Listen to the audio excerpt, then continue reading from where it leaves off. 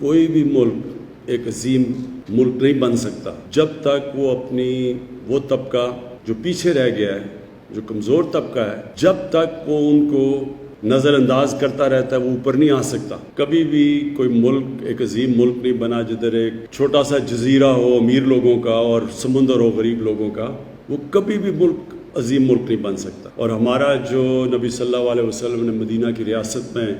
ثابت کر کے دکھایا تھا کہ پہلی دفعہ دنیا میں ایک ریاست نے ذمہ داری لی تھی اپنے کمزور طبقے کی، ایک فلاحی ریاست بنائی تھی، اور وہ دنیا اس چیز کی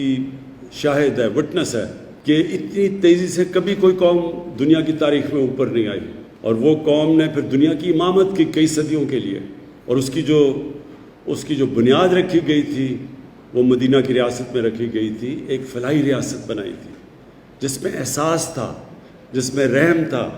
کمپیشن تھا، جس نے ہر بیواؤں، معذوروں کو، یتیموں کو، غریبوں کو اس نے اپنا بنایا تھا۔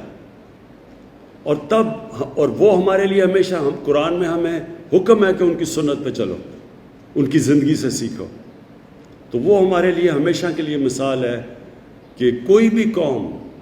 اس ماڈل پہ جب چلتی ہے وہ قوم اوپر آ جاتی ہے، چاہے وہ مسلمان ہو یا نہ ہو۔ اور جو دوسری ساتھ ساتھ اس کے کہ قانون کی بالادستی، قانون کی حکمرانی، قانون کے سامنے سب ایک برابر، یہ دو پرنسپلز رکھے گئے تھے اس ریاست میں۔ اور آج اگر آپ دنیا میں دیکھیں تو جو قوم اوپر گئی ہے وہ ان دو پرنسپلز پہ اوپر گئی ہے۔